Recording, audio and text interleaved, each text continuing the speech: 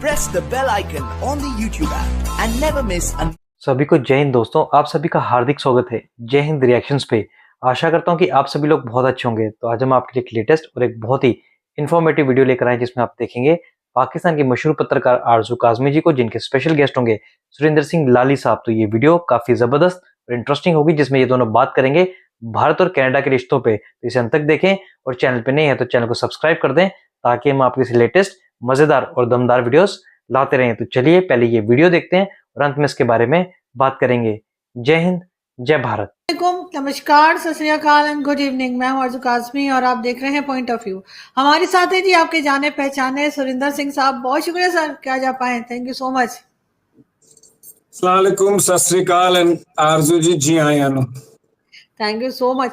वैसे आपका हंसता मुस्कुराता चेहरा लग के मुझे ऐसा लगता तो नहीं कि कनाडा वाले आप लोगों को डरा पाए हैं, लेकिन फिर भी न्यूज़ वही है और कहा यही जा रहा है कि जो हमारे यहाँ यानी जो न्यूज़ चलती है पाकिस्तान में, आपको पता है कि कहा जाता है बहुत टफ टाइम मिल रहा है कनाडा की तरफ से, लेकिन कैसे हैंडल कर रही है आपकी गवर्नमेंट इस इशू को? सबसे पहले तो मैं दो लाइनें ट्रूडो साहब के ऊपर अर्ज करना चाहूंगा, अगर आपकी इजाजत हो तो। जरूर जरूर। ये ट्रूडो साहब ने अपनों को ही मारा, ये ट्रूडो साहब ने अपनों को ही मारा, अपनी पॉपुलेशन को ही मारा। गैरों में क्या दम था। उन्होंने कनाडा की किश्ती भी वहां जाके डुबाई जहां पानी कम था।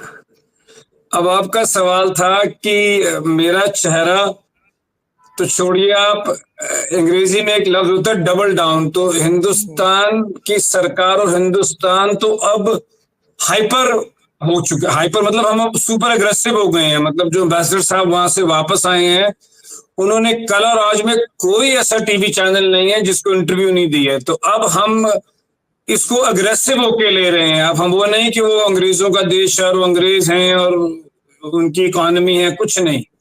अब हिंदुस्तान तो उनके पीछे पड़ जाएंगे हम, क्योंकि जिस तरह की मुझे फीलिंग आ रही है कि अब हम उन्हें कह रहे हैं कि हमारी 25 एक्स्ट्राडिशन हमने लगाई है, वो आपने क्यों नहीं भेजा।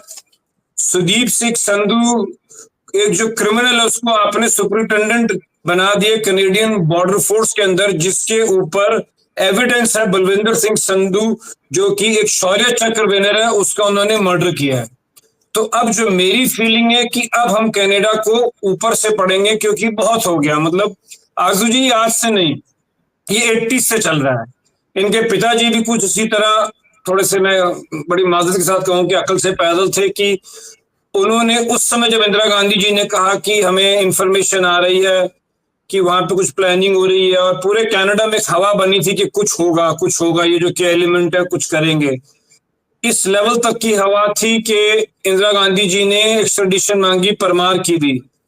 और कनाडा के पास रिपोर्ट भी थी कि ये कोई दो लोग जिनको वो वॉच कर रहे थे, उन्होंने शहर से बाहर जाके कोई बम बना के चेक करने की कोशिश की है, और पियर ट्रूडो ने उसको एक्स्ट्राडाइट नहीं किया, और उसके करके हमें एयर इंडिया कनिष्क के हवाई जहाज खोना पड़ा। एक हवाई जहाज तो चलो गया तो गया, उसमें 84 बच्चे भी थे। तो ये जो अब हो रहा है, ये अब नहीं है, ये बहुत पहले से हो रहा है। पर अब जो मुझे लगता है कि जो ये अब का जो इंडिया है, जो एक मस्कुलर इंडिया है, अब तक, क्योंकि देखो इतने साल हो गए इस बात को, आज तक कोई ट्रायल नहीं, कोई रिपोर्ट ही फाइल करने में 20 साल लगा दिए उसकी। तो अब तक एक आदमी अंदर गया सिर्फ इसके लिए, जबकि एक 327 लोग उसमें मारे गए, और दो जापान में मारे गए थे, क्योंकि इन्होंने एक्चुअली 2 बम बनाए थे। तो उनको शायद उस समय समझ नहीं थी कि जीएमटी सेटिंग्स क्या होती है। जैसे आप भी मुझे मैसेज भेजते हैं तो आईएसटी सेटिंग्स लिखते हैं, तो टाइमिंग लिखते हैं, तो उनको ये समझ नहीं थी। तो वो बम भगवान की दया से जापान में जाके फटा था। वो एयर इंडिया जब जापान गया तो वहां पे 2 बेचारे जापानी मारे गए थे उसमें। तो ये अब तक जो ये कैंसर चला आ रहा था, अब मुझे लगता है कि ट्रूडो साहब ने जो इसको उठा दिया अपने छोटे मानसिक रीजंस, छोटी समझ से, अब ये मुझे लगता है कि भारी पड़ेगा। और अगर आप चाहें तो मैं आपको बता सकता हूं कि उन्होंने क्या 6-7 चीजें की हैं जिसके करके आज वो जहां हैं वो क्यों हैं। प्लीज ये भी आप हमें बताइएगा कि वो जो 6 या 7 चीजें आप कह रहे हैं उसके बारे में भी बताएं। लेकिन इलेक्शन से पहले मैं एक चीज और ऐड करना चाहूंगी। इलेक्शन से पहले बहुत इस तरह की न्यूज हम सुना करते थे कि कनाडा में प्रोटेस्ट हो रहा है, ये हो रहा है, तो लगता था शायद इलेक्शन में कुछ गड़बड़ करने के लिए हो रहा है। लेकिन अभी कुछ दिन पहले फिर जो है कहा गया, वो पन्नू और उस किस्म के जो कैरेक्टर्स वहां पे रहते हैं कि जी एयर इंडिया से कोई ट्रैवल ना करें 19 से। और अभी कल एक एयर इंडिया जो है उसमें थ्रेट्स थी कि शायद बॉम्ब है या कुछ है, उन्होंने कराची से क्रॉस करते हुए वहां पे इत्तला भी दी थी किसी से बात पाकिस्तान में। की। बिल्कुल। तो आप मुझे ये बताइए कि क्या चल रहा है और वो 6-7 चीजें क्या हैं जिसकी वजह से ऐसा है। लेकिन ये थ्रेट्स वगैरह को क्या आप लोग बहुत हल्के में ले रहे हैं? आपको लग रहा है कि सिर्फ धमकी है, या आपको लगता है नहीं वो आदमी जो कनाडा में खड़ा होके, अमेरिका में खड़ा होके खुल्लम खुल्ला कैमरा के आगे आप लोगों को धमकियां दे रहा है, वो कुछ करने के काबिल भी है? मतलब कमाल की बात है आरजू जी कि आप पाकिस्तान में रहते हो, अहमदाबाद, लाहौर, इस्लामाबाद में रहते हो, और आपको वो चीज समझ आ गई है, लेकिन अमेरिकों को नहीं समझ आ रही है। मतलब वो एयर इंडिया को ओपनली थ्रेट कर रहा है, वो प्राइम मिनिस्टर को, हमारे डिप्लोमेट्स को, हिंदुस्तान को तोड़ने की बात करता है। पर कमाल की बात है पार्लियामेंट कि पर अटैक करने का भी बोला उसने। ये तो सीधे सीधे क्रिमिनल केस बनता है। मैं आपको एक बहुत बढ़िया बात बताता हूँ कि आज से 1.5 साल पहले मैंने शार्लेट से सैन फ्रांसिस्को की फ्लाइट ली। ये रात की फ्लाइट थी जिसको रेड आई फ्लाइट कहते हैं। तो जब मैं सवेरे पहुंचा तो मेरे पास एयरपोर्ट पे 3-4 हट्टे गट्टे लंबे चौड़े इनके TSA जो उनकी एयरपोर्ट सिक्योरिटी देखता है वो लोग आ गए। वो कहते हैं, बड़ी बड़े प्यार से उन्होंने कहा, जी सरदार जी जरा आप जरा साइड पे आ जाओ। साइड पे ले गए, 1 घंटा मेरे से बातचीत की, मेरे से सवाल पूछे, मेरा फोन ले लिया, मेरी टैची खोली, सब कुछ किया, और फिर मुझे बोलते हैं अब चले जाओ। मैंने कहा ठीक है, अब आपका हो गया, अब मैं एक सवाल पूछना चाहता हूं कि आपने मुझे क्यों उठाया? ये रेशियल प्रोफाइलिंग है? क्या मतलब है? कहते जी हमें पायलट ने बोला था कि आप सस्पिशियस लग रहे हो। मैंने कहा कोई बेसिस तो होगा, मतलब पायलट को अगर मेरी पगड़ी का रंग नहीं पसंद आया तो उसमें मेरी गलती तो नहीं है, तो या पायलट को मेरी दाढ़ी की लेंथ नहीं पसंद आई तो उसमें मेरी गलती तो नहीं है। तो उन्होंने कहा जी हम कुछ नहीं कर सकते, ये पायलट का सस्पेशन है। मैंने कहा I want to press charges because मेरे हिसाब से रेशियल प्रोफाइलिंग है। तो एक उनमें से बहुत लंबे चौड़े ब्लैक जेंटलमैन, उन्होंने बोला you seem like a reasonable guy, मत करना क्योंकि वो उसको इम्यूनिटी है। तो सस्पेशन पे उन्होंने मुझे उठा के मुझे 1.5 घंटा बिठा दिया। एक आदमी न्यूयॉर्क में रह के एयर इंडिया उड़ाने की बात कर रहा है, और air India is a star alliance airline. Air India के साथ 25 और एयरलाइन है जिसमें अमेरिका की अपनी यूनाइटेड भी है, एयर कनाडा भी है, स्विस भी है, सिंगापुर भी है और लुफ्तांजा भी है। तो इसका बताने का मतलब ये है कि इन एयरलाइंस में कोड शेयर है, तो कोई बड़ी बात नहीं किसी ने लुफ्तांजा की टिकट ली हो अपने माइलेज के लिए और वो इस पर ट्रैवल कर रहा हो, लेकिन उसके बाद भी अमेरिका शांत है। तो अब मैं इसको क्या बोलूं, बाकी अब समझदार हैं कि ये पर्दे के पीछे से गेम खिलाई जा रही है। और वो ट्रूडो है ना, वो कहते हैं कि उसने अपनी पूंछ में आग लगा ली और सब जला डाला। तो ये पीछे से बड़े साहब गेम खेल रहे हैं, इन्होंने उसको जरिया बनाया हुआ है। और मेनली उनकी जलन ये है कि वो हिंदुस्तान को कहते हैं कि तुम हमारे एलाई बनो, हम कहते नहीं भाई हम एलाई नहीं बनेंगे, हम स्ट्रेटेजिक पार्टनर बनेंगे। अब तुमने कोल्ड वॉर में जितनी दुश्मनियां मोल ली पिछले 25-50 साल की, हमारी ग्रोथ का टाइम आया, हमें क्या जरूरत है कि दुश्मनी लेने की?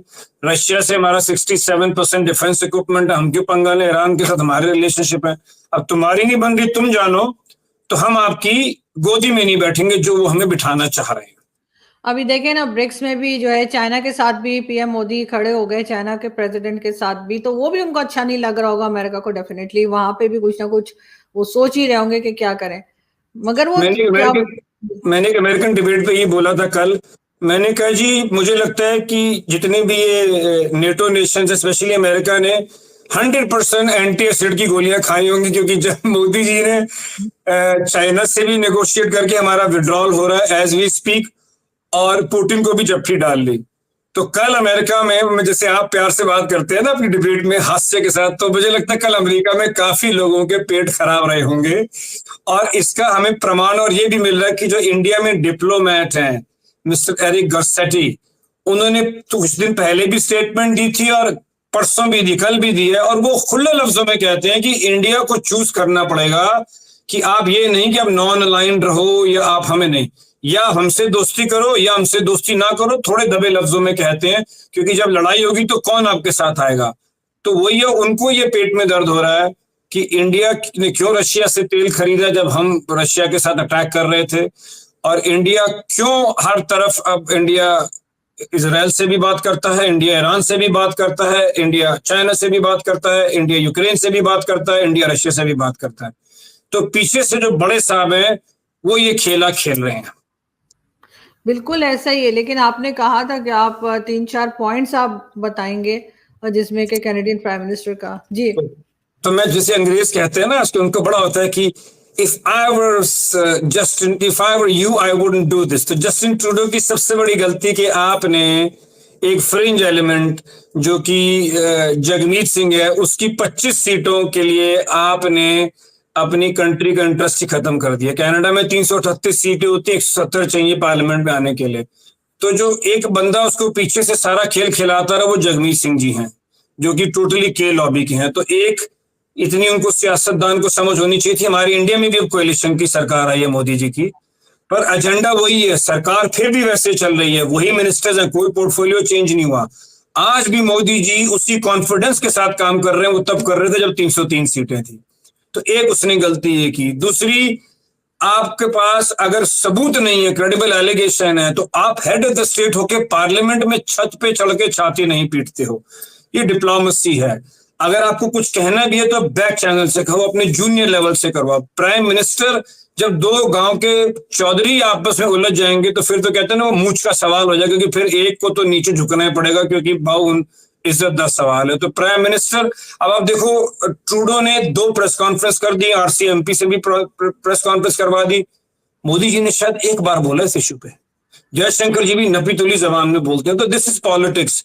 आप बिल्कुल बच्चों की तरह थोड़ा ना चहकना शुरू कर देंगे जो उसने किया। और आज हालत यह है कि उसकी अपनी पार्टी कह रही है कि तेरे को और थोड़े दिन में नहीं समझ आता, तो भाई हमारा जो उनका लिबरल कॉकस है कि भैया तू रहने दे, तू तो जाएगा नीचे, तो हमारी पार्टी भी डुबो जाएगा। तो हालत ये है कि वो कह रहे हैं कि इससे किस तरह से हम पिंड छुड़ाएं, क्योंकि ये हमारी पार्टी भी खत्म कर देगा जाने से पहले।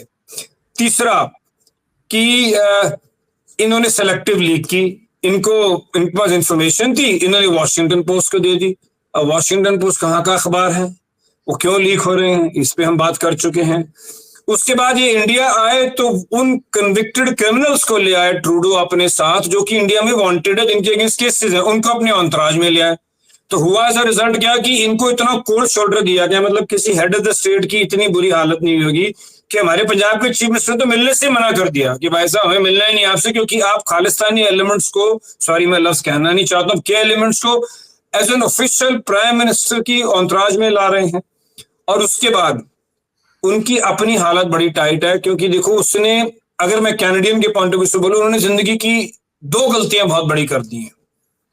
जो प्राइम मिनिस्टर डेमोक्रेसी का आजकल के जमाने में इंडिया और चाइना से बिगाड़ लेगा, मैं एज ए इंडियन नहीं कह रहा हूं, मैं एज ए नॉर्मल मैन कह रहा हूं, तो आप फिर व्यापार कहां से करोगे, आपकी इकोनॉमी कहां से पनपेगी। 11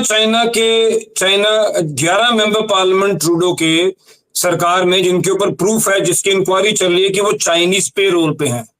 चाइना ने अपने पुलिस स्टेशन खोल रखे हैं, चाइना ओपनली इलेक्शन में मेडल करता है।